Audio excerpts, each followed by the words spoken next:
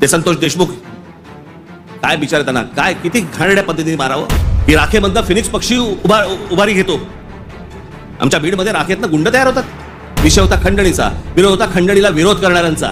वंजाराने मराठ्याला मारलं. त्याच्यात वंजारांचा काय संबंध आणि मराठ्यांचा काय संबंध? जी कबर आहे ना, जी सजवलेली काढून टाका, कबर नुसती दिसली पाहिजे आणि तिथे एक मोठा बोर्ड लावा, आम्हा मराठ्यांना संपवायला आलेला औरंगजेब इथे आम्ही गाडला गेला. महाराष्ट्र राज्याचे मुख्यमंत्री देवेंद्र फडणवीस म्हणतात की आम्ही त्यांना सांगितलेलं आहे रात्री 10 ते सकाळी 6 भोंगे वाजणार नाहीत. अहो तेव्हा वाजतच नाहीत. प्रश्न आहे सकाळी 6 ते संध्याकाळी रात्री 10.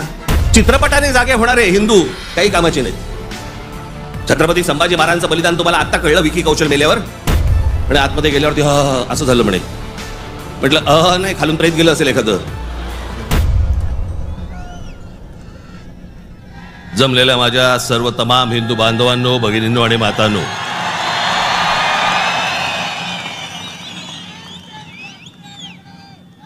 सर्वप्रथम मी आपणाला सर्वांना गुढीपाडव्याच्या मनपूर्वक शुभेच्छा देतो.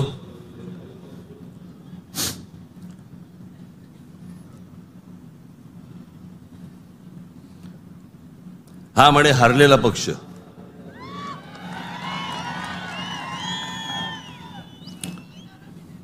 झालं, निवडणुका संपल्या, सगळ्या गोष्टी झाल्या. पण आज गेल्या निवडणुकीमध्ये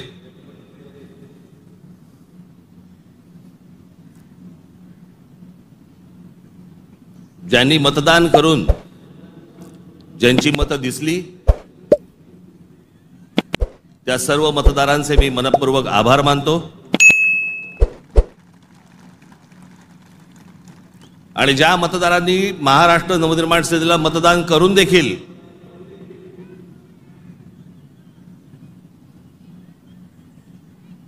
इलेक्ट्रॉनिक मशीन मध्ये ज्यांची मतं दिसली नाहीत त्यांचेही मी आभार मानतो. निवडणुका कशा झाल्या, काय काय गोष्टी घडल्या, मला असं वाटतं याच्यावरती माझं बोलून झालेलं आहे. आता जे झालं ते झालं, आता बघायचं ते याच्या पुढचं. सगळे वेळ काढून आलायत ना, बरंच बोलायचंय मला.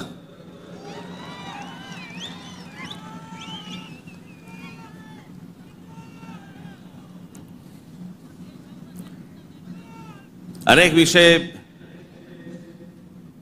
निवडणुका झाल्यानंतर अनेक विषय झाले, अनेक विषय बोलले गेले.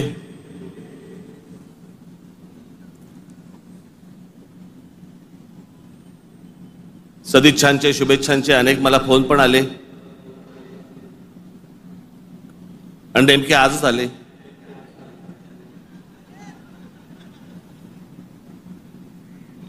आज का आले ह्याचे अर्थ मला समजतात,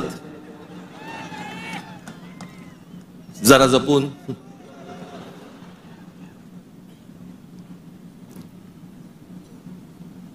पण गेले काही दिवस ज्या काही घटना घडल्या, मला असं वाटतं काही गोष्टींचं तुम्हाला सांगणं खूप आवश्यक आहे, गरजेचं आहे.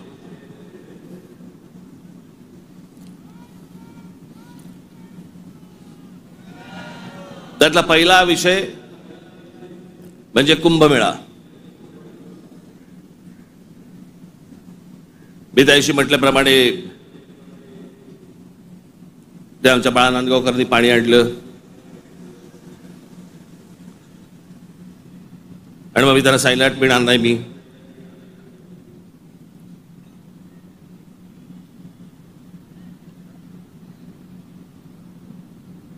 मग नव्याने वारं शिरलेल्या काही हिंदुत्ववाद्यांना असं वाटलं अरे मी कुंभमेळ्याचा अपमान केला. मूर्ख आहात का?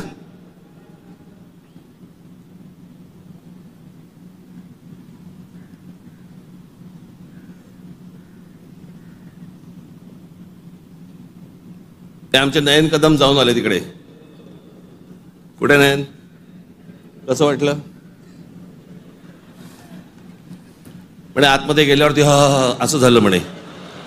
म्हटलं नाही, खालून प्रेत गेलं असेल एखादं.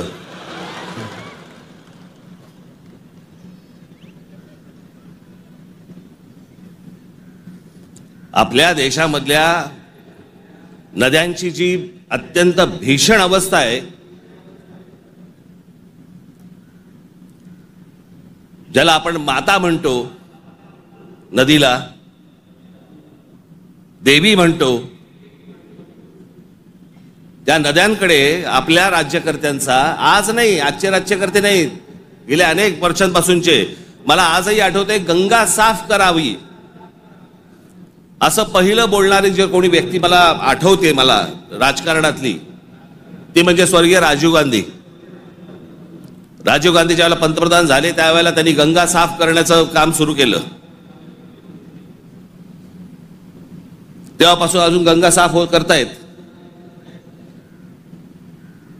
त्याच्यानंतर आता 2014ला नरेंद्र मोदीजी पंतप्रधान झाले, त्यांनी तेच सांगितलं, गंगा साफ करणार. आपल्याकडच्या देशांमधल्या नद्यांची अशी अवस्था आहे की त्याच्यामध्ये पाणी पिणं तर लांबची गोष्ट, तुम्ही आंघोळ केली म्हणजे, मी माझ्याकडे आता काही उत्तरातले लोक येऊन गेले मध्ये, आणि त्यांनी मला सांगितलं की कित्येक लाखो लोक तिथे आंघोळ केल्यानंतर आजारी पडलेले आहेत. पडणारच आजारी.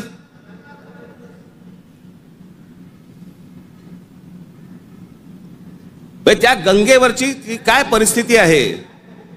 प्रश्न हा गंगेच्या अपमानाचा नाहीये, प्रश्न हा कुंभमेळ्याच्या अपमानाचा नाहीये, पाण्याच्या स्थितीचा आहे की पाणी कशा प्रकारचं पाणी तिकडे असतं, होतं, आणि ते अजूनही थांबवलं जात नाही त्या गोष्टी. खरं तर वेगळ्या ठिकाणी तुम्ही जागा देऊ शकता. सहज एक मिनिट भरासाठी म्हणून मी तुमच्या समोर गंगेची आत्ताची परिस्थिती काय आहे ती मी तुम्हाला फक्त दाखवतो. खाली अरे खाली आण त्याला, खाली आहे.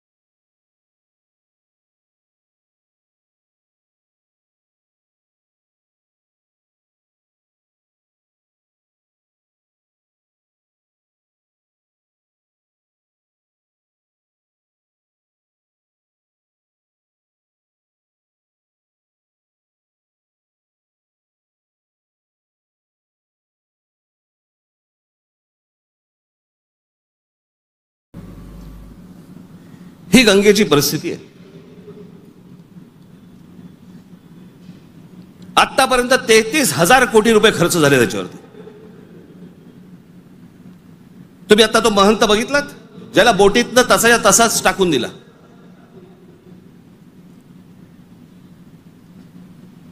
तिकडच्या घाटांवरती तिथे प्रेत जाळली जात आहेत. नुसतं आपला अग्नी दिल्यासारखा करतात आणि तसंच प्रेत ढकलून देतात पाण्यामध्ये.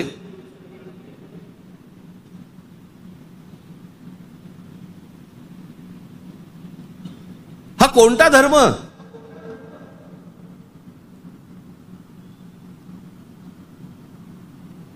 म्हणजे आमच्या नैसर्गिक आपल्या देशाच्या गोष्टींवरती जर समजा अशा प्रकारचा धर्म आडवा येत असेल, काय करायचं त्याचं?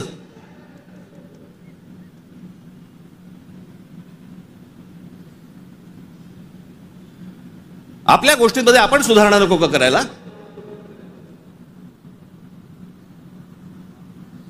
काळ बदलला, लोकसंख्या वाढली. 1000 वर्षापूर्वीच्या गोष्टी वेगळ्या होत्या, आताच्या गोष्टी वेगळ्या आहेत.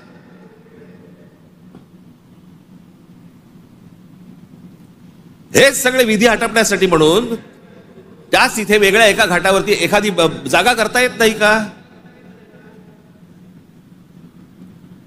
मग काय सांगतात लोक? ऐकत नाहीत. ऐकत कसे नाहीत? दारू पिऊन गाडी चालवल्यावरती पोलीस पकडतात. हे समजल्यावरती लोक टॅक्सीने जायला लागले की नाही पिऊन? झाली की नाही सुधारणा?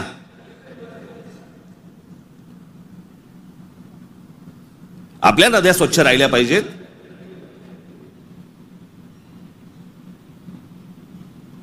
या सगळ्या नद्यांवरचे जे काही मधले मधले भाग आहेत इतके गलिच्छ आहेत, इतके गलिच्छ. आणि या नद्या बर्बाद कोण करतोय? आपणच करतोय. कशाच्या नावाखाली? धर्माच्या नावाखाली.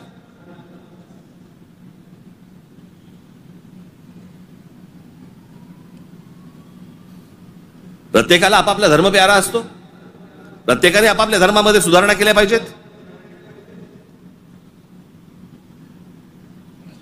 मी ज्या वेळेला हे गंगेवरचं ज्यावेळेला मी पाहत होतो सगळ्या गोष्टी, मला कळेना हे कसं काय चाललंय.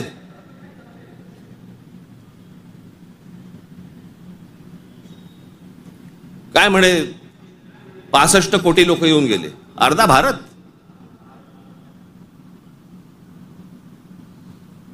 चला त्यातले आपण 5 लाख आपण पकडूया, व्हीव्हीआयपी आणि व्हीव्हीआयपी. बाकीचे काठावरच बसले असतील खो खो खेळायला. बरोबर की नाही?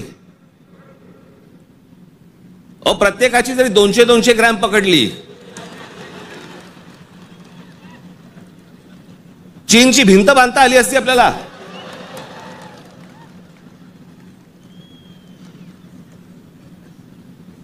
पर तेही कुठे गेलं? म्हणजे आपल्याकडे जे सगळे म्हणतात ना, झालं गेलं गंगेला मिळालं.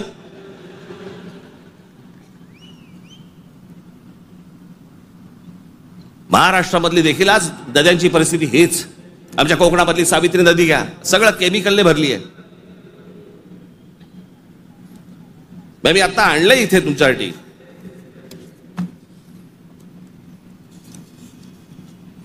देशभरात एकूण 311 नदीपट्टे म्हणजे पॅचेस असे आहेत जे प्रदूषणामुळे धोक्याच्या पातळीवर असून त्यात महाराष्ट्रातील तब्बल 55 नदीपट्टे प्रदूषित आहेत.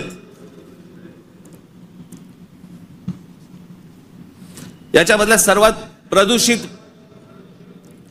असलेल्या नद्या, सर्वात प्रदूषित म्हणजे उल्हास नदी, मिठी नदी, मुळामुठा, सावित्री, भीमा, पवना, कान्हा, तापी, गिरणा, कुंडलिका, दारणा, इंद्रायणी, नीरा, वैनगंगा, चंद्रभागा, मुचकुंडा, घोड, तितूर, रंगवली, वर्धा, कृष्णा, पाताळगंगा, सूर्या, वाघूर, ढोरणा या नद्या पात्रांमध्ये पाणी हे अत्यंत वाईट आहे. हे माझा रिपोर्ट नाही आहे.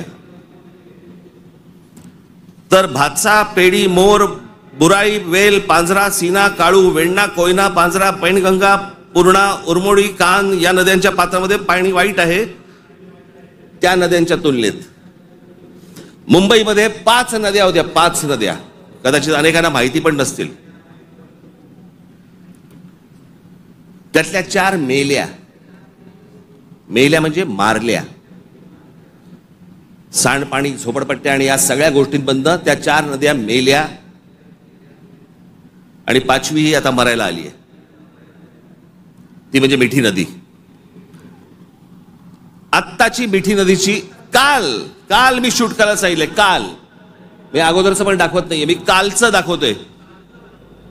मुंबई मधली 5वी एकमेव राहिलेली नदी, त्याची काय अवस्था एकदा बघा.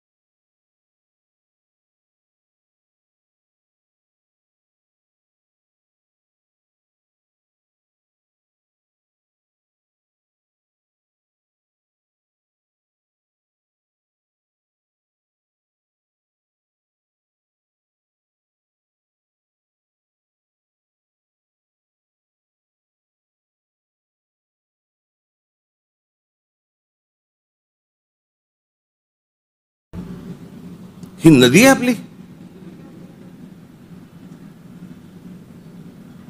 या सगळ्या नद्या मारून टाकल्या आपल्या लोकांनी. दरवर्षी येणार मुंबई महानगरपालिका म्हणणार की आम्ही मिठी नदी साफ केली. ही साफ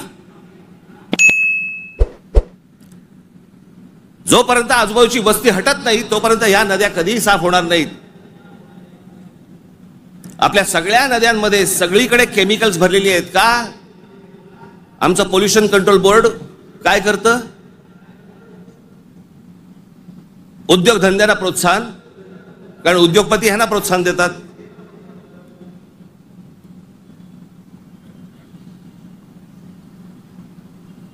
जे जे म्हणून आपल्याकडचे नैसर्गिक स्रोत आहेत आपण ते बंद करायचे आणि त्याच्यानंतर त्याच्यावरती बोलल्यानंतर तुमचा धर्म आडवा येणार.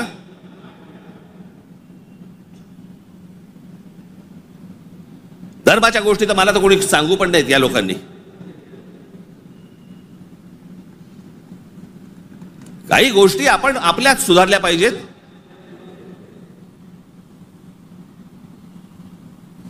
मी मागे हा एकदा विषय बोललो होतो. तो विषय बोलल्यानंतर मी एकदा नांदेडला होतो.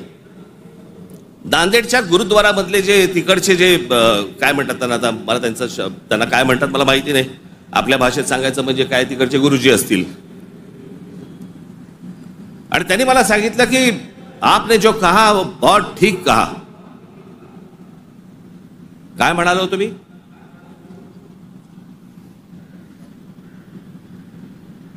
आमच्याकडे महानगरपालिका, जिल्हा परिषदा, ग्रामपंचायती, देशभर सगळ्या ठिकाणी आमच्याकडे काय भिंती रंगवल्या जातात, बोर्ड लावले जातात, झाडं जगवा, झाडं वाचवा.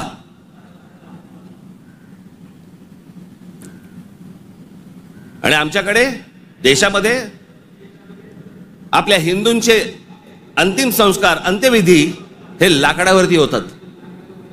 कुठून येतं लाकूड?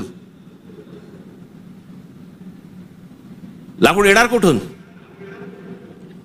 या देशातली जंगलतोड झाल्याशिवाय लाकूड येणारच नाही.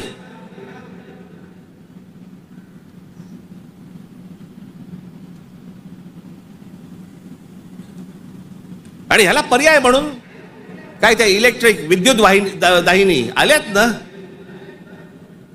काही जण असतात कर्मठ, नाही विद्युत दाहिनी नाही, आमच्या परंपरेनुसार.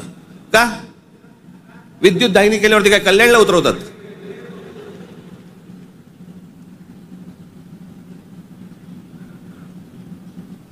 देशभर विद्युत दाहिन्या झाल्या पाहिजेत. त्या विद्युत दाहिन्या झाल्या तर लाकूड लागणार नाही. लाकूड लागणार नाही मग जंगल राहतील. आमचे पंतप्रधान नरेंद्र मोदी मागे एकदा जंगलात गेले होते फिरायला, कोणतरी एका परदेशी माणसाबरोबर.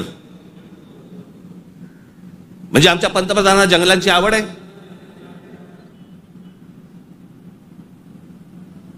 मध्ये त्या अंबानीच्या कुठेतरी त्या जामनगरला गेले, वनतारा का तंतारा काहीतरी.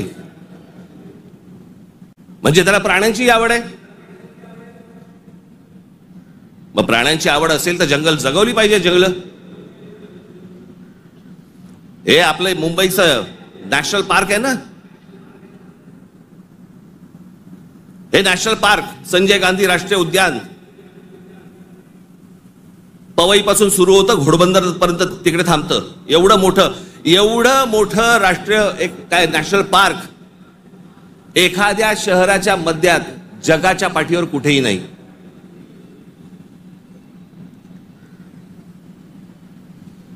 आपण आमचे मूळ विषयच आपण विसरलेलो आहोत.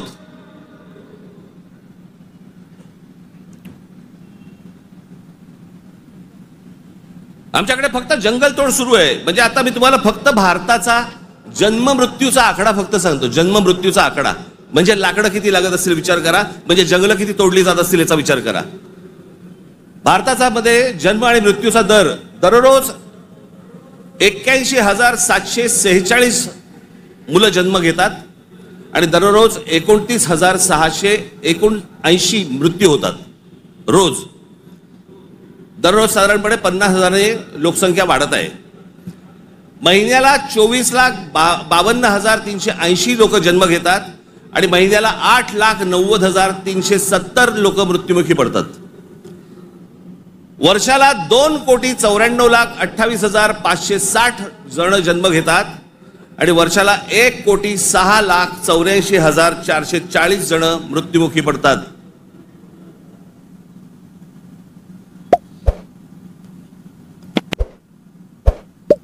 आपण एका बाजूने बोंबलायचं, आमच्याकडे दुष्काळ पडलाय, आमच्याकडे पाणी नाही. मराठवाड्यातल्या अनेक ठिकाणी 7-7 दिवस पाणी येत नाही. भारतामधल्या अनेक जिल्ह्यांमध्ये तिथे पाणी येत नाही. आम्ही पाणी येत नाही, सगळ्या गोष्टी होत नाही म्हणून बोंबलत बसायचं आणि आपणच ऱ्हास करायचा या गोष्टींचा. मूळ विषयांकडे आमचं लक्षच नाही. सगळे विषय भरकटवले जातात, सगळे विषय भरकटवले जातात. आमच्याकडे कोण येतो, आम्हाला पाय जंगलांची पडली नाही, पाण्याची पडली नाही, कशाची पडली नाही, आम्हाला पडली औरंगजेबाची. तो बसला एकटा द्राक्ष खात आणि आम्ही भांडतोय.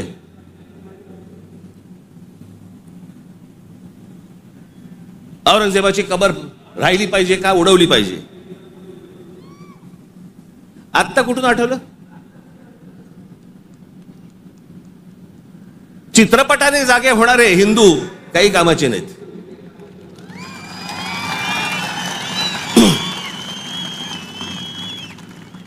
काही कामाचे नाहीत ते. चित्रपट थिएटरमधनं उतरला की हे उतरले.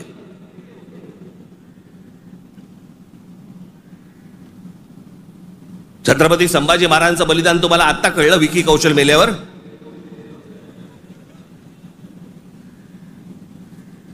अक्षय खन्ना औरंगजेब बनून आल्यावर तुम्हाला औरंगजेब कळायला लागला?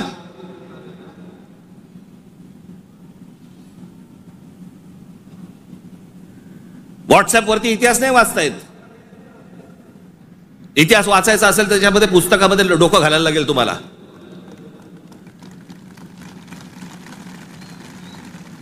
कोणीही बडबडायला लागले हल्ली इतिहासावरती. विधानसभेत पण बोलतात. खरं तर त्यांचं काही काम नाही. औरंगजेबावरती बोलतायत. माहिती तरी का औरंगजेब काय प्रकरण होतं?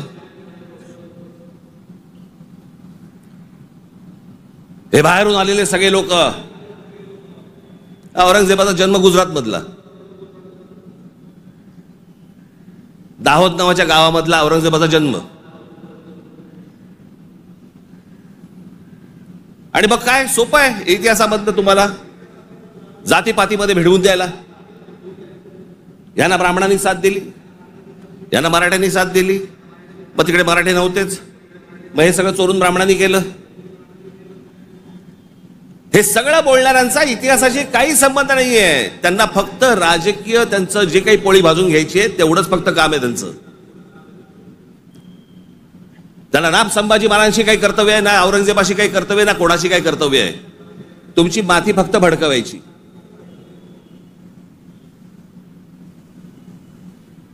कसल्या इतिहास बोलतोय आपण? अहो, इतिहासाच्या पानात खोलवर गेलात ना, सगळ्या अपेक्षांची आणि कल्पनांची आणि भावनांची सगळी भांडी ठळाठळ फुटतील.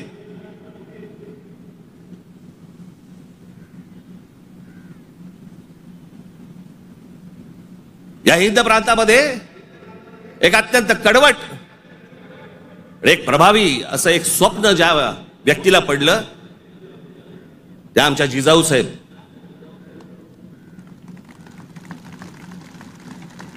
हे त्यांचं स्वप्न त्यांचे वडील असल्यापासून त्या बघत होत्या. त्यांना समजत नव्हतं हे काय चाललंय. आमचीच लोक ह्या लोकांकडेच का चाकरी करतायत?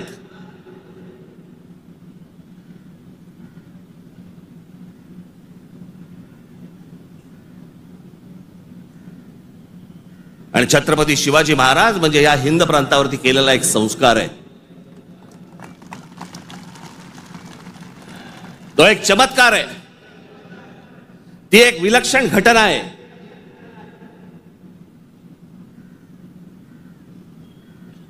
छत्रपती शिवाजी महाराज हा एक विचार आहे.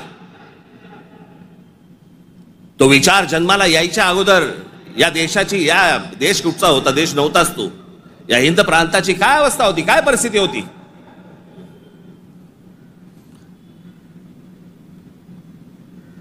सर्व जातीचे लोक कोणाला कोणाच्याकडे होतेच ना कामाला. दूर कशाला जा? छत्रपती शिवाजी महाराजांचे वडील हे आदिलशाहीतच होते ना.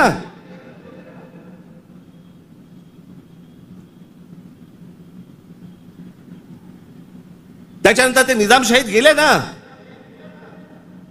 तो काळ वेगळा होता, ती वेळची परिस्थिती वेगळी होती. त्यांनी का तसे निर्णय घेतले? जे कोणी महाराष्ट्रामधले सरंजामदार होते त्यांच्या विरोधाचाच लढा होता ना शिवाजी महाराजांचा. हे सरंजामदार कोण होते? त्याला जातीत का पाहताय तुम्ही?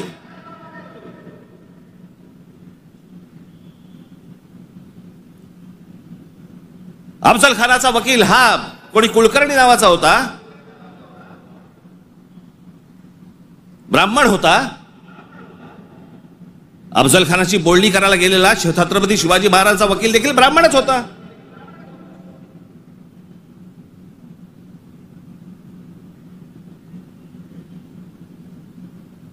त्यावेळेला सगळीच माणसं वेगवेगळ्या लोकांकडे कामालाच होती.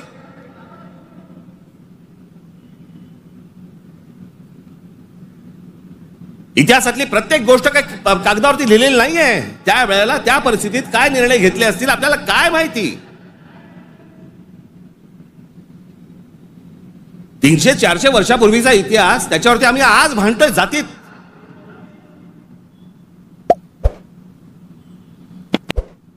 आग्र्याच्या दरबारामध्ये छत्रपती शिवाजी महाराजांच्या समोर संभाजी महाराज असताना संभाजी महाराजांकडनी औरंगजेबाची 5000 मनसबदारी स्वीकारलेली आहे. छत्रपती शिवाजी महाराजांच्या समोर महाराजांची होकार असल्याशिवाय होईल?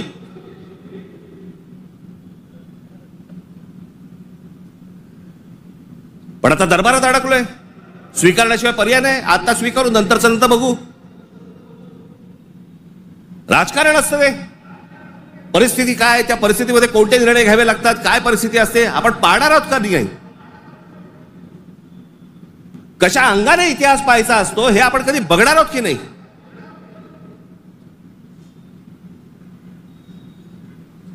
काही कशाचा कशाला माहिती नाही. छत्रपती शिवाजी महाराजांसाठी औरंगजेबाचा जो माणूस आला होता, मिर्झा राजे जयसिंग राजपूत, हिंदू होता ना.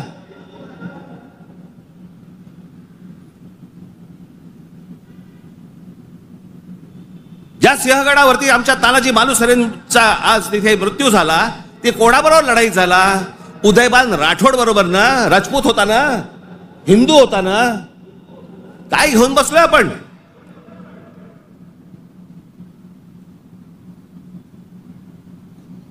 कोणत्या काळात जगतो आहोत आपण?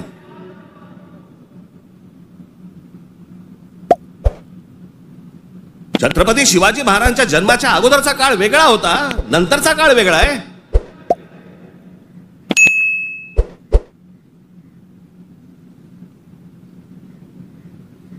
मी अनेकदा माझ्या भाषणांमध्ये मी सांगितलेलं आहे, परत एकदा सांगतो, औरंगजेब विषय निघालाय म्हणून.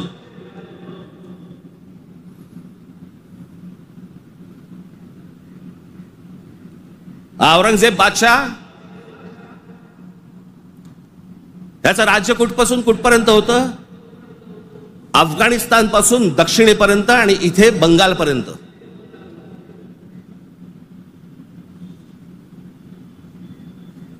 छत्रपती शिवाजी महाराज ज्यावेळेला आग्र्यावरनं निघाले, सुटले, महाराष्ट्र जेव्हा आले, त्याच्यानंतर राज्याभिषेक झाला 74 साली आणि 1680 साली महाराजांचा मृत्यू झाला, निधन झालं त्यांचं. त्या दरम्यान औरंगजेबाचा एक पुत्र, मुलगा, महाराज गेल्यानंतर दक्षिणेत आलाय आणि औरंगजेबाच्या मुलाला शह म्हणजे राहायला जागा बरोबर घेतलं. हे संभाजीराजांनी घेतलंय. तो तिथून पळून आलाय. वाचा जरा इतिहास, वाचा जरा. औरंगजेब ज्या वेळेला आग्र्यावरनं निघालाय,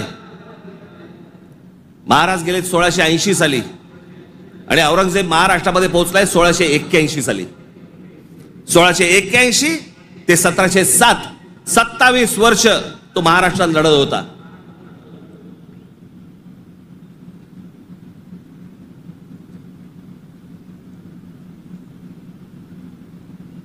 आमच्या संभाजी राजांबरोबर लढला.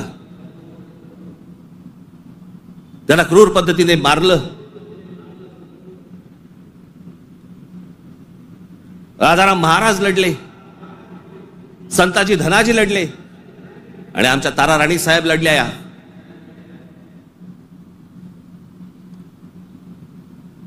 एक महाराष्ट्राचे खूप मोठे लेखक होऊन गेले नरहर कुरुंदकर. त्या कुरुंदकरांच्या एका पुस्तकामध्ये फार अप्रतिम वाक्य आहे की मराठे सर्व लढाया हरत होते, पण औरंगजेब एकही लढाई जिंकू शकत नव्हता.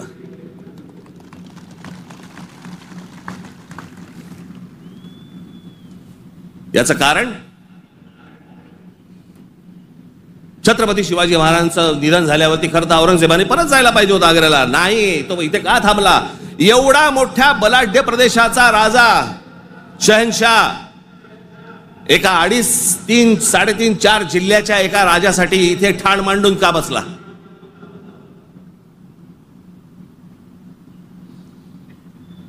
त्याला माहिती होतं छत्रपती शिवाजी महाराजांचं निधन झालंय, मग का ठाण मांडून बसला होता?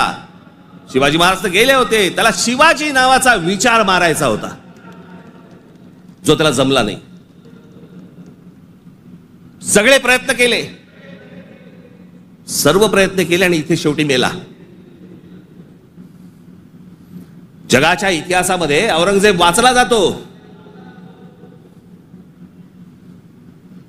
अभ्यास केला जातो त्याचा, पण ज्या वेळेला त्याचा अभ्यास केला जातो त्यावेळेला जगभरातल्या लोकांना कळतं की तो काय करायला गेला होता आणि कसा मेला.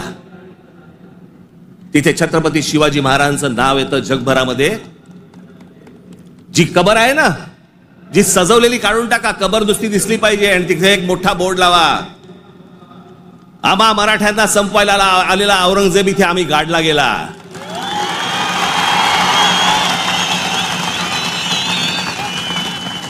हा आमचा इतिहास.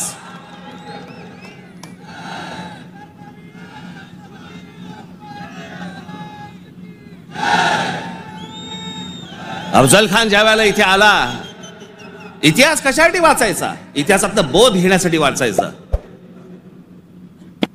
अफजल खान जेव्हा इथे आला त्यावेळेला प्रतापगडावरती मारला गेला खाली, तिथेच त्याची खाली कबर खोदली गेली, तिथेच त्याला पुरला. मराठीत फार अप्रतिम जो शब्द आहे ना, पुरून उरीन, तो आहे. तुला पुरीन आणि उरीन, तो जो पुरला त्याला तिकडे अफजल खानाला, तो शिवाजी महाराजांच्या होकाराशिवाय पुरला नसेल. त्याची कबर जी केली आहे ती महाराजांना विचारल्याशिवाय केली नसेल. महाराजांनी सांगितलं असेल निश्चित करा, जगाला कळू दे कोणाला मारलाय.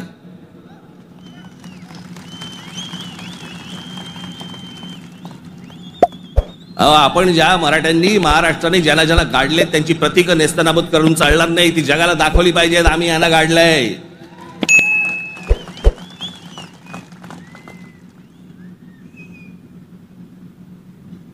इस्रायलची एक खूप मोठी संघटना आहे मोसाद नावाची, त्याचं एक पुस्तक आहे. त्या पुस्तकामधली एक ओळ फार अप्रतिम ओळ आहे आणि त्याच्यात त्यांनी दिलंय की आम्ही अनेक स्मारकं बांधली इथे इस्रायलमध्ये, पण अनेक लोकांची आम्ही स्मारकं बांधली नाहीत. का? कारण ती जर बांधली तर जगामध्ये ते कृत्य आम्ही केलंय असं जगाला कळेल, म्हणून आम्ही नाही बांधली.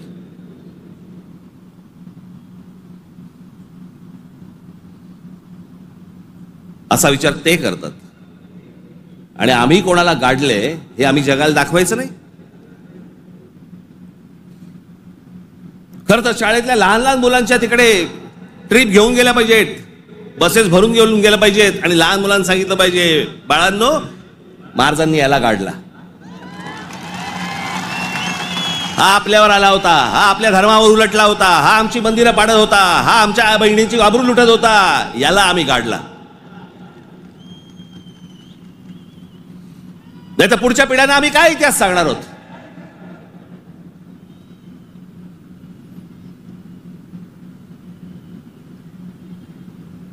माझं महाराष्ट्रातल्या सर्व तरुणांना आणि तरुणींना माझं सर्वांना सांगणं आहे, खास करून तरुणांना आणि तरुणींना, व्हॉट्सअपवरती इतिहास वाचायचा पहिला बंद करा. आणि इतिहास ज्या वेळेला तुम्हाला जातीतनं सांगण्याचा कोणीतरी प्रयत्न ज्या वेळेला करेल त्यावेळेला लक्षात ठेवा, तो कुठच्या ना तरी कुठच्या पक्षाला बांधील असेल. तुमची फक्त माती भडकवण्यासाठी हे सगळे उद्योग केले जातात. तुम्ही एक होऊच नाहीत, तुम्ही मराठी म्हणून एक येऊच नाहीत, तुम्ही महाराष्ट्र म्हणून एक येऊच नाहीत, याच्यासाठी जे सगळे प्रयत्न चालू असतात. मुळात विषय वेगळे असतात आणि मग विषय हे असले विषय काढून तुम्हाला भरकटवलं जातं, वेगळीकडे नेलं जातं आणि आम्ही तिकडे बघतो आणि बाकीचे इकडे काम आटपून घेतात. मधल्यामध्ये अडाणींना जमीन पण मिळून जाते.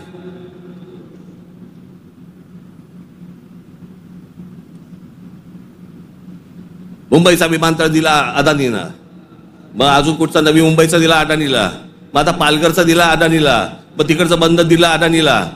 अदानी हुशार निघाला, आम्ही अडाणी निघालो.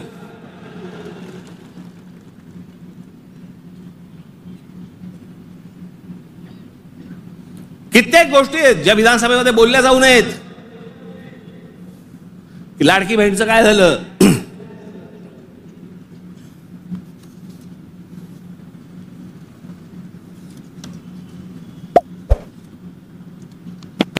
लाडकी बहीणचं काय झालं, काही नाही. बंद होणार ती योजना. मी निवडणुकीच्या वेळेला सांगत होतो, पण माझं खरं सांगून तुम्हाला पटलं नाही, त्यांचं खोटं सांगून पटलं. काय कमाल आहे.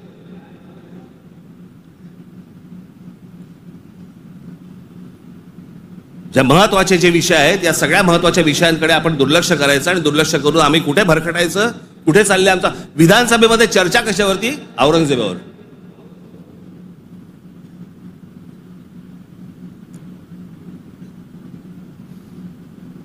मी तुम्हाला मुद्दामून सांगतोय की तो तुर्कस्तान म्हणजे आताचा टर्की हा देश तलवारीच्या धारेवरती, धर्माच्या धारेवरती उभा राहिला. सगळ्या ठिकाणी आक्रमण केली. हा औरंगजेब म्हणजे हे सगळे आहेत ना, बाबर बिबर पासून सगळे, हे सगळे तुर्की मंगोलियन लोक आहेत. आपण ज्यांना मोघल म्हणतो ना, मोघल म्हणजे मंगोल्स, चंगीज खान वाले.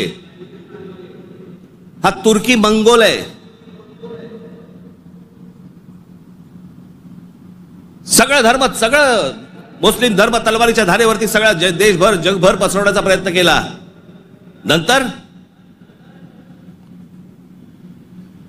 धर्माच्या आधारावरती तुम्हाला देश नाही उभा करतायत.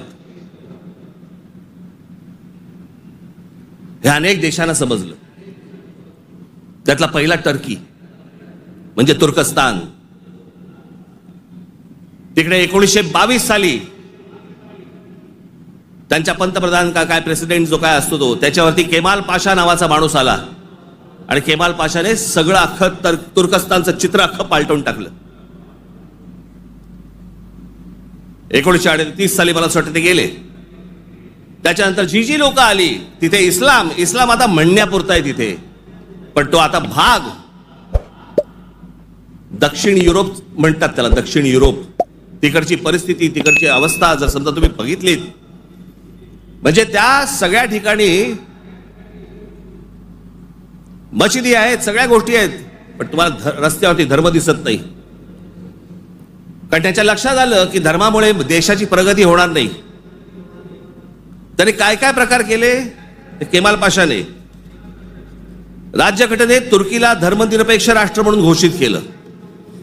इस्लामला राज्य धर्माचा दर्जा काढून टाकला. शरिया कायदे रद्द करून स्विस सिव्हिल कोडवर आधारित नवीन कायदा लागू केला. त्याच्यानंतर अरबी लिपीऐवजी लॅटिन लिपी स्वीकारली. फ्रेंच फेज टोपी त्यांची जी होती त्याच्यावर बंदी आणि पाश्चिमात्य पोशाखांना प्रोत्साहन दिलं. मशिदींमधील अरबी प्रार्थनांना तुर्की भाषेत बदललं.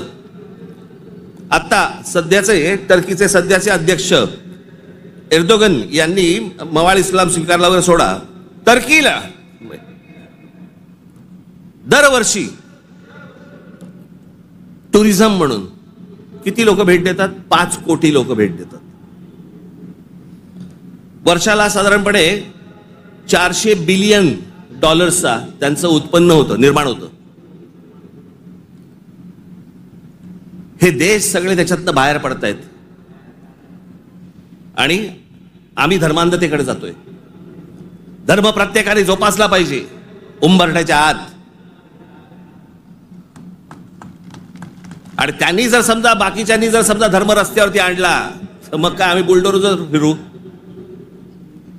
मी ज्यावेळेला सांगितलं होतं हे सगळे लाऊडस्पीकर बंद करा मशिदींवरचे, ऐकलं नाही. माझ्या 17,000 महाराष्ट्र सैनिकांवरती केसेस टाकल्या.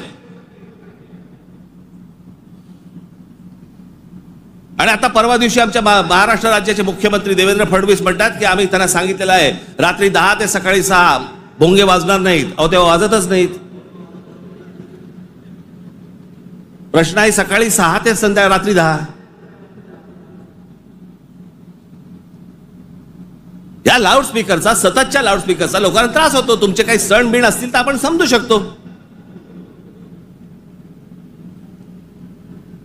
पण सरकार म्हणून कोणतंही पाऊल न उचललं. पाऊल कोणी उचललं? उत्तर प्रदेशने उचललं, योगींनी उचललं. त्यांनी सगळ्यावरचे लाऊडस्पीकर बंद केले. आपण इथे घोषणा केली, लाऊडस्पीकर त्यांनी बंद केले. आमच्या इकडे तसंच चालू आहे.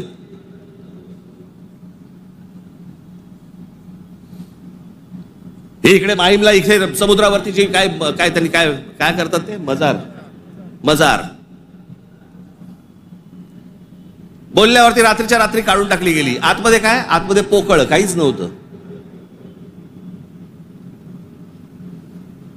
ही सगळे अनधिकृत बांधकामं, या अनधिकृत वस्त्या ज्या काय आता झालेल्या आहेत आपल्याकडे, हे सगळे इथे कोम्बिंग ऑपरेशन्स केली पाहिजेत. अहो आपण मूळ विषय सगळे जे आहेत ना, जे रोजगाराचे आहेत, जे शेतीचे आहेत, जे कामगारांचे आहेत, जे विद्यार्थ्यांचे आहेत, जे शिक्षणाचे आहेत, सगळे बाजूला काढतोय आपण आणि भलत्या गोष्टींमध्ये आपण रमतोय. भलत्याच गोष्टींमध्ये.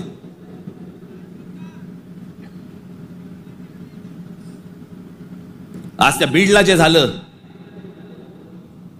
ते संतोष देशमुख, काय बिचारे, त्यांना काय किती घाणेरड्या पद्धतीने मारावं, किती घाणेरड्या पद्धतीने मारावं.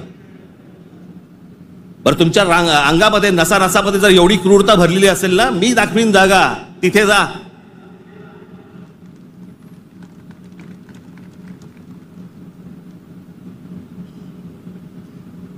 पण हे सगळं झालं कशात? त्या विंडमिल, तिकडची ऍश, तो तिकडचा जो काय प्रकल्प, त्याच्यातनं निर्माण होणारी जी काही ती राख आहे. म्हणजे मी आजपर्यंत ऐकलं होतं की राखेमधनं फिनिक्स पक्षी उभारी घेतो. आमच्या बीडमध्ये राखेतनं गुंड तयार होतात. विषय होता पैशाचा.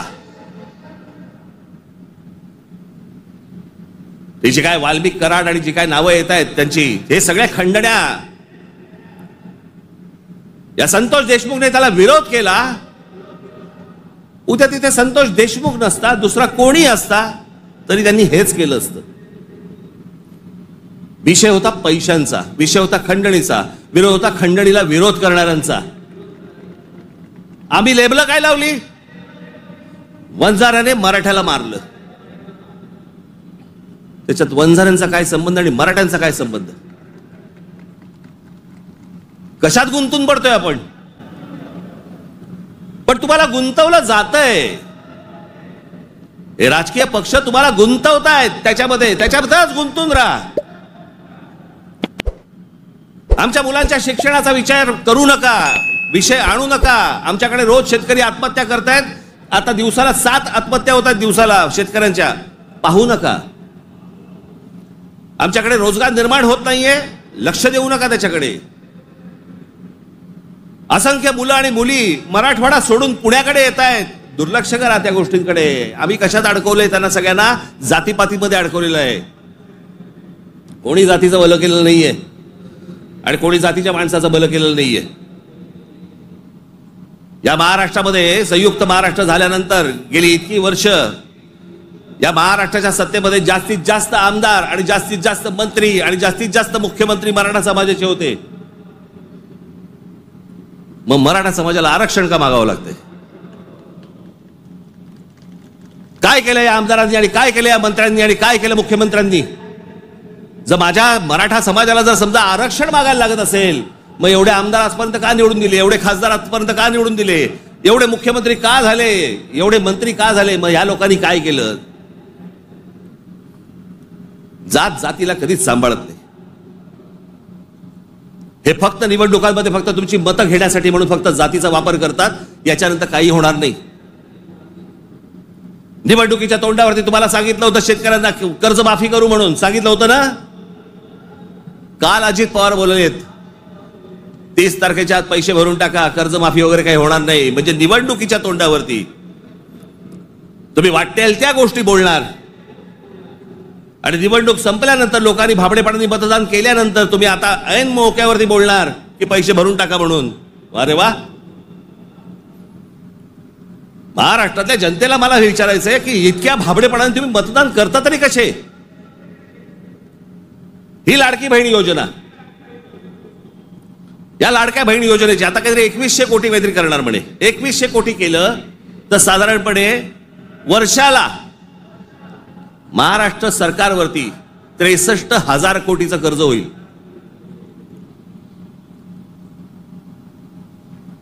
म्हणजे साधारणपणे 5 वर्षाचे काढा तुम्ही किती होतात. 3-3.5-4 लाख कोटी होतात. हे फक्त वाटण्यात. ते वाटू शकत नाहीत. सरकारकडे पैसे नाहीत. ही योजना बंद होणार. अहो कर्ज काढून दिवाळी साजरी करायला सांगितले कोणी.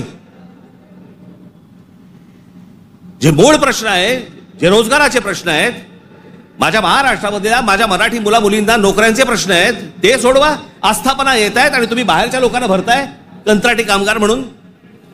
माझ्या महाराष्ट्रामधल्या मुलांना कळत नाहीये, मुलींना कळत नाहीये. कारण आम्ही गुंतवलेत कशात. आम्ही जातीत गुंतवलेत. मारामाऱ्या करा, डोकी फोडा, व्हॉट्सअपवरती जातीत शिव्या घाला, हे उद्योग आमचे सगळे सुरू आहेत. मूळ प्रश्नाकडे आहे कोणाचं लक्ष. खरं तर मूळ प्रश्नांवरती तुम्ही सरकारला धारेवर धरलं पाहिजे, मंत्र्यांना धारेवर धरलं पाहिजेत. निवडणुकीच्या तोंडावरती ज्या ज्या प्रकारची तुम्हाला आश्वासन दिली त्या गोष्टी तुम्ही विचारल्या पाहिजेत. पण मुळात आपलंच लक्ष जर समजा नसेल तर बाकीच्यांचं फावणारच आहे.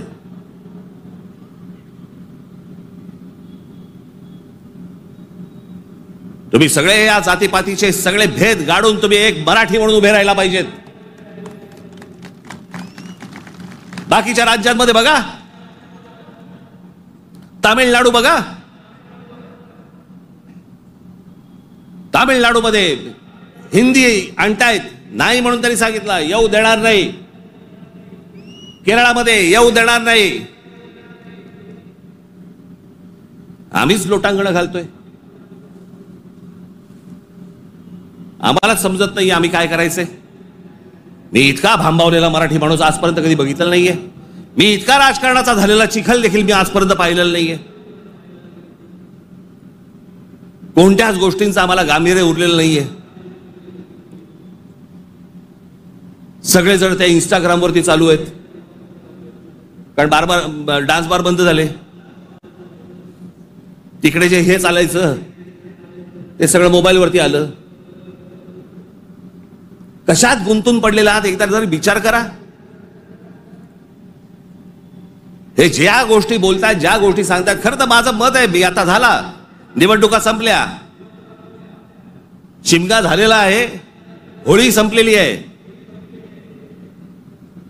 तुमच्या साक्षीने सांगतो, माझं खरं तर देवेंद्र फडणवीस तुमच्या हातामध्ये एक चांगलं राज्य, सुसंस्कृत राज्य हातामध्ये आलेलं आहे. याच्याकडे नीट बघा. चांगल्या पद्धतीने मराठी माणसाकडे पाहणार असाल तर आमचा तुम्हाला पाठिंबा निश्चित राहील. प्रत्येक गोष्ट आमची ऐकून करा.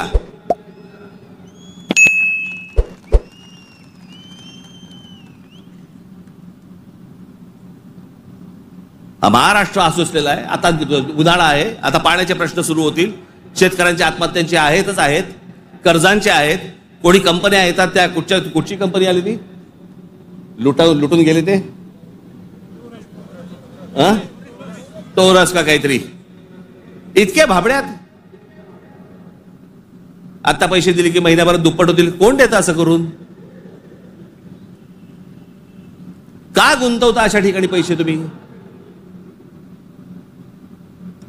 पण या सगळ्या ह्याच्यामध्ये मी तुम्हाला दोष देणार नाही. ही जी असुरक्षितता जी आलेली आहे ना, आर्थिक असुरक्षितता आलेली आहे, वैचारिक असुरक्षितता आलेली आहे, मंदिरांच्या बाहेर रांगाच्या रांगा लागल्या आहेत. जे बुवा बिवा जे काय आता सध्या नवीन आलेत सगळेजण, त्यांच्याकडे रांगाच्या रांगा लागल्या आहेत. लोक भक्तीने जात आहेत, भावनेने जात आहेत, अडकून पडतायत. ठीक आहे, पण चांगल्या गोष्टीत तरी पडतायत.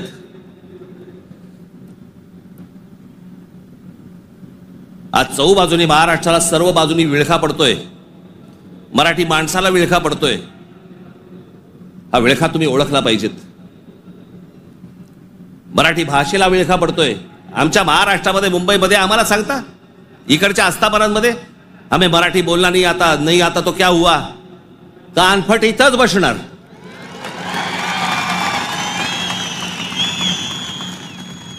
फालतू देशबीस सांगायचं नाही आम्हाला.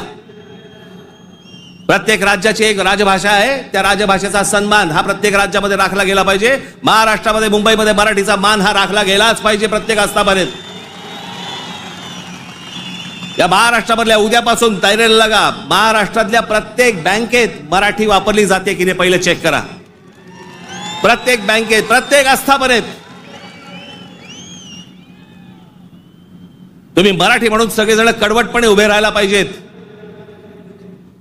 या देशामधला हिंदू हा हिंदू तेव्हाच होतो जेव्हा मुसलमान रस्त्यावरती येतात. एरवी फक्त भक्तिभावाने असतात, पण हिंदूंमधला हिंदू जेव्हा जागरूक होतो तो फक्त दंगलीमध्ये हिंदू असतो. दंगल संपली की तो मराठी, पंजाबी, गुजराती, बंगाली सगळा होतो. आणि मग ज्याला तो मराठी होतो त्याला मग तो साळी, माळी, मराठा, ब्राह्मण, कुणबी सगळा होतो. आपापल्या जातीबद्दल प्रेम असणं हे स्वाभाविक आहे, पण दुसऱ्याच्या जातीबद्दल विद्वेष असणं, तिरस्कार असणं ही विकृती आहे.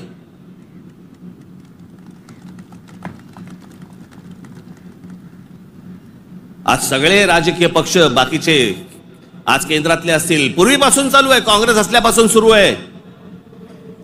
या सर्व प्रश्नांकडे तुमचं गांभीर्याने लक्ष असलं पाहिजे. मी आज फक्त तुम्हाला एक गोष्ट वाचून दाखवणार आहे. 1966 साली शिवसेनेच्या जन्माच्या वेळेला माझ्या आजोबांनी एक पुस्तक लिहिलं होतं. बघा, 1966 सालची गोष्ट बोलते मी तुम्हाला. 1966 माझ्या आजोबांनी एक पुस्तक लिहिलं होतं. मी ते लवकरच ते रिप्रिंट करून तुमच्या पुढे आणणार आहे. मी त्या पुस्तकाचं नाव होतं ऊठ मराठ्या ऊठ. ते पुस्तक आपण सर्वांनी जरूर वाचलं पाहिजे. त्या पुस्तकातला एक फक्त मायना मी तुम्हाला एक फक्त गोष्ट वाचून दाखवतो, आणि ही गोष्ट मला असं वाटतं सर्वांनी गांभीर्याने घेतली पाहिजे. या गोष्टींवरती विचार केला पाहिजे. पूर्वीची काँग्रेस असो, नाही तर आताची भाजपा असो, नाही तर अजून येणारे दुसरे कुठचाही केंद्रामधला पक्ष असो किंवा राज्यामधला, मराठी माणसांनी या गोष्टींचा विचार करणं गरजेचं आहे. हे आजोबांनी 66 साली लिहिलंय. तीच गोष्ट आज तंतोतंत आपल्याला लागू पडते. ती मी गोष्ट फक्त तुमच्यासमोर वाचून दाखवतो. भाषा म्हणजे काय बोलायचीच नाही, कमाल भाषा. आज महाराष्ट्राचा मराठा आत्मस्वरूपाला पारखा होऊन ना अरत्री ना परत्री, म्हणजे ना इथे ना तिथे, अशा मोहनीय अवस्थेत आहे. त्याचा उज्ज्वल भूतकाळ त्याने चुकूनही आठवू नये. त्याचा उज्ज्वल भूतकाळ, जे मी मगाशी तुम्हाला सांगतो ना, इतिहासातल्या चांगल्या गोष्टी, त्याचा उज्ज्वल भूतकाळ त्याने चुकूनही आठवू नये. या धोरणाने त्याच्या त्या इतिहासाची जडणघडण नव्या राजकारणी रंगढंगाला साजेशी बदलण्याचा उद्योग सध्या चालू आहे. काळाच्या कचक्यालाही न जुमानता ग्रंथ दस्तात आणि पिढ्यानपिढ्यांच्या स्मरणात परंपरेने चिरंजीव झालेल्या ठळक ऐतिहासिक घटनांवर ही निरनिराळे बनावट अर्थ बनवण्यात येत आहे. जिकडे पाहावे तिकडे जे आता चालू आहे, त्या इतिहासाचे वेगवेगळे अर्थ तुम्हाला सांगितले जात आहेत. वेगवेगळ्या गोष्टी सांगितल्या जात आहेत जाती जातींमधनं. त्याच्यामध्ये एक त्यांनी एक उतारा दिलाय. गलबला बुद्धी नासते, नाना निश्चय सांगती, ऐकावे कोणा कोणाचे, बोलत आहे बहुचकी, करंटे मिळाले सर्वही, जो तो बुद्धीचं सांगतो. प्रत्येक जण आपापल्या पद्धतीने काहीतरी सांगत असतो. त्यांची बुद्धिमत्ता तेवढी नसते, पण प्रत्येकाला वाटतं मला व्यक्त व्हायचंय, आणि प्रत्येक जण बुद्धी पाजळत असतो. त्यांच्याकडनं बुद्धी घेऊ नका, चांगली पुस्तकं वाचा. असा समर्थोक्त देखावा दिसत आहे. बुद्धिभेदाच्या या वावटळीत शिक्षितांपासून अशिक्षित मजुरांपर्यंत सारे गुरफटले गेले आहेत. जागृतीचा उत्थानाचा बोध करील तो जातीयवादी, संकुचित वृत्तीचा, देशद्रोही म्हणून त्याची सर्वत्र निंदा लाजस्ती आणि जाहीर सभातून निषेध करण्यात येतो. कारण स्पष्ट आहे. महाराष्ट्राचा मराठा जागा होऊन आपल्या आत्मस्वरूपाचा शोध घेण्या इतका कदरबाज स्वाभिमानी बनू लागला तर सत्ता स्पर्धेच्या शर्यतीच्या रिंगणात आपल्या पक्षीय घोड्यावर स्वार झालेल्यांचे रिकीबितले पाय लटपटल्याशिवाय राहणार नाहीत. हे जे आज सत्तेचे सगळ्या घोड्यांवर चालू आहे ना, घोड्यांवरती बसलेले आहेत, तुम्ही एक व्हा. तुम्ही एक मराठी म्हणून ताकद ह्यांना सर्वांना दाखवा. नाही ह्यांचे पाय लटलटले तर मला सांगा. पण तुमच्यामध्ये सगळ्यांमध्ये फक्त मतभेद निर्माण करणं, बुद्धिभेद निर्माण करणं आणि त्या बुद्धिभेदातनं ह्यांना फक्त सत्ता राबवायची आहे सगळ्यांना. आज सत्तेवर बसले तेवढंच नाही म्हणत मी, सगळेच. म्हणून मला तुम्हाला एवढंच सांगायचं आहे, आजच्या या गुढीपाडव्याच्या दिवशी, हा गुढीपाडवा, या गुढीपाडव्याच्या दिवशी तुम्ही हा मराठी नववर्षाचा सण, या मराठी नववर्षाच्या क्षणी तुम्ही सगळ्यांनी, महाराष्ट्रातल्या तमाम माझ्या माता भगिनींनी, माझ्या बंधूंनी, भावांनी, माझ्या बहिणींनी, सगळ्यांनी एकजुटीने मराठीचा नारा द्यावा. आणि ज्या वेळेला ते इतर ज्या वेळेला अंगावर येतील त्यावेळेला आपण हिंदू म्हणून अंगावरती जाऊ. एवढी ताकद आपण आज या ठिकाणी ठेवू. आपण आज या गोष्टींची शपथ घेऊ. आणि पुढच्या सगळ्या येतात निवडणुका आता लागतील, मला असं वाटतं की ऑक्टोबर नोव्हेंबरला लागतील बहुधा, यांची गॅरंटी नाही. कारण यांचं चाललंय ते बरं चाललंय. एक माणूस धरून बसलेत आयुक्त प्रत्येक ठिकाणचा. त्याच्यामुळे सोपं असतं राजकारण. ज्या वेळेला निवडणुका लागतील तोपर्यंत सगळी बांधणी तुमची पूर्ण झालेली पाहिजे आणि सगळेजण तुम्ही जोरात कामाला लागले पाहिजेत. एवढी फक्त एक इच्छा, आशा, अपेक्षा व्यक्त करतो आणि पुन्हा एकदा गुढीपाडव्याच्या आपल्याला सर्वांना शुभेच्छा देऊन आपली सर्वांची मी तूर्त रजा घेतो. धन्यवाद. जय हिंद, जय महाराष्ट्र.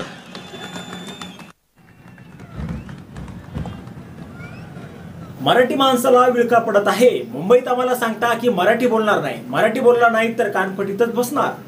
आम्हाला फालतू देश वगैरे काही सांगायचं नाही. महाराष्ट्रात, मुंबईत मराठीचा मान हा राखलाच गेला पाहिजे. महाराष्ट्रातल्या प्रत्येक बँकेत मराठी भाषा वापरली जात आहे की नाही हे तपासा, असं आवाहन राज ठाकरेंनी मनसैनिकांना केलं आहे. या देशात हिंदू तेव्हाच येतो जेव्हा मुस्लिम रस्त्यावर येतात. दंगल संपली की तो मराठी, पंजाबी, गुजराती हा सगळा होतो. मराठी झाला की साळी, माळी, कुणबी, ब्राह्मण असा होतो. आपल्या जातीबाबत प्रेम चांगलंच, दुसऱ्याच्या जातीबाबत द्वेष असणं विकृती आहे, असंही राज ठाकरे यांनी म्हटलंय. देवेंद्र फडणवीस यांना माझं आव्हान आहे, तुमच्या हाती चांगलं राज्य आलंय. मराठी माणसाचं हित पाहणार असाल तरच आमचा तुम्हाला पाठिंबा असेल. शेतकऱ्यांच्या आत्महत्या, रोजगार यांचे प्रश्न आहेत. पाण्याचा प्रश्न आहे. टोरस कंपनी इथे आली, लुटून गेली. जी असुरक्षितता आली आहे, वैचारिक असुरक्षितता आली आहे. मंदिराच्या बाहेर रांगा लागल्या आहेत. बुवा वगैरे लोकांच्या मागे खूप साऱ्या रांगा लागलेल्या आहेत. लाडकी बहीण योजना यामध्ये 2021 रुपये देणार आहेत म्हणे. तसं केल्यास 63,000 कोटींचं कर्ज होईल. 3.5 ते 4 लाख कोटींचं कर्ज होईल. हे पैसे वाटू शकत नाहीत, त्यामुळे ही योजना बंद होणार आहे. रोजगाराचे प्रश्न आहेत. आस्थापना येत आहेत, त्यात बाहेरच्या लोकांना भरलं जात आहे. कारण आम्ही इथल्या मुलांना आणि मुलींना जातीमध्ये गुंतून ठेवलंय, व्हॉट्सअपमध्ये गुंतून ठेवलंय. हे सगळं उद्योग सुरू आहे. मूळ प्रश्नांकडे कोणाचं लक्ष नाहीये. शेतकरी कर्जमाफी होणार नाही हे काल अजित पवार बोलले आहे. असं म्हणत राज ठाकरेंनी पुन्हा एकदा सरकारवर जोरदार टीका केली आहे. तसंच तुम्ही मराठी म्हणून एकत्र उभं राहिलं पाहिजे असं देखील राज ठाकरे म्हणाले. आता यावर तुम्हाला काय वाटतं, तुमचं मत कमेंट बॉक्समध्ये लिहायला अजिबात विसरू नका. व्हिडिओ आवडला असेल तर जास्तीत जास्त शेअर करा. आणि आतापर्यंत मराठी जनता, आपण आपल्या या चॅनलला सबस्क्राईब जर केलेलं नसेल तर चॅनलला सबस्क्राईब करा.